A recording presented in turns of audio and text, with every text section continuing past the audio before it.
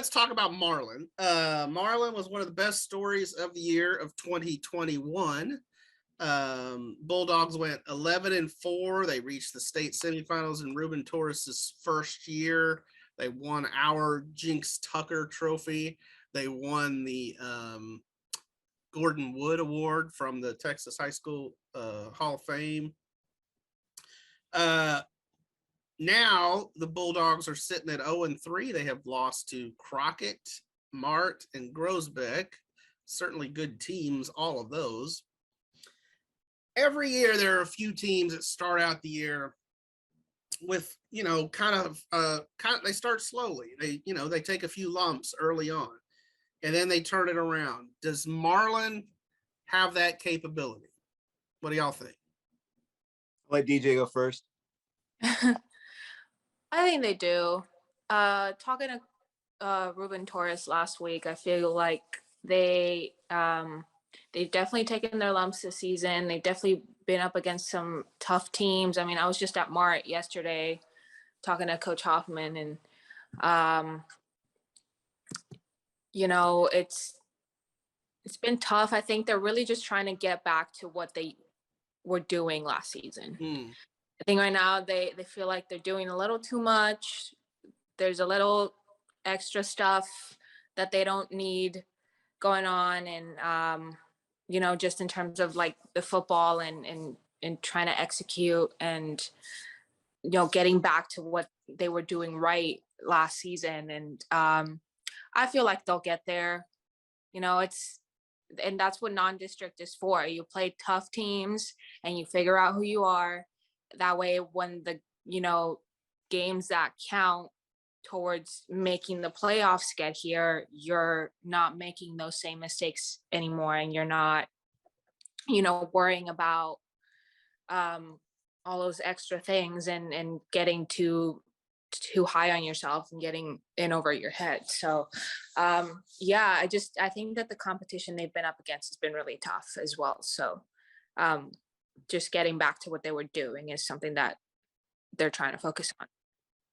Yeah, that'll get them ready. It looks like, they probably played pretty good defense against a good offensive Grosbeck team last week. If that score that I'm looking at is right, 16-7, is that what you guys have? Mm-hmm. Yeah. So that's a good sign for them.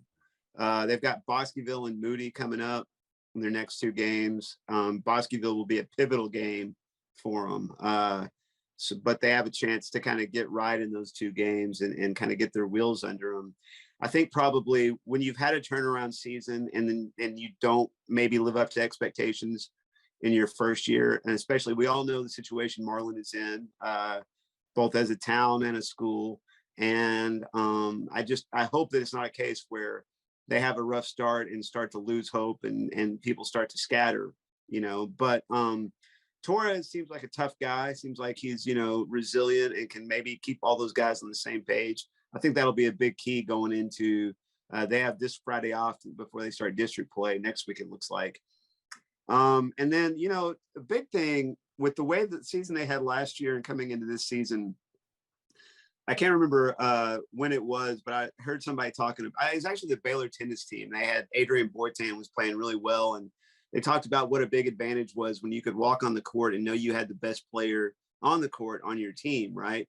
And coming into this year, they were going to have Darian Gullett back there as the best player on the field walking out there. Of course, he has a knee injury, and then Dad gets a job over at TIG, so he's not there anymore. So they lose that kind of edge, where that, you got one guy on the field that can make a difference any play. And I think that might have been a big factor for him so far in these first three games. Yeah, absolutely. Absolutely. Darian Gullett, Texas commit. I will just say this right now, when the Centex 25 comes out, which is our list of top recruits in Central Texas, a little different from the Super Centex team. He'll be the number one recruit. I'm actually going to do a story on him, just talking to him about the recruiting process. But I've already talked to his dad about that. Absolutely not having him. If they'd had Darian Gullett in these first three games, they would not be sitting here at 0-3. I know that for a fact. He's that good, but they still have a lot of talent. I mean, they got Desmond Woodson at quarterback. He was our preseason Super Syntex quarterback. He was our Super Syntex quarterback last season. They have Trajan Butler at receiver. But I think when you have two great receivers like they had last year with Gillette and Trajan Butler, well, and honestly, Zamarian Lofton is another one.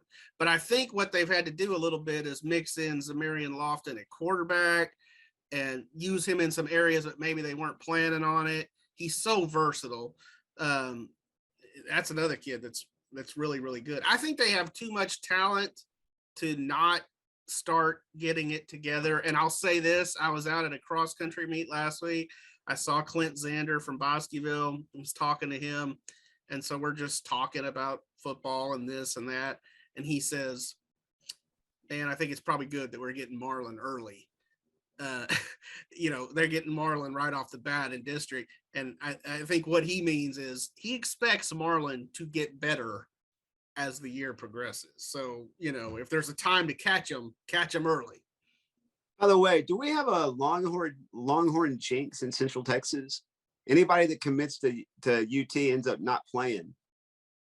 Last couple of years. That was the case. Jere Bledsoe last year. Yeah, it was the case last year. So the Darian Gillette this year. Yeah. Trey Wisner not playing. He's playing, but not in Central Texas. Okay.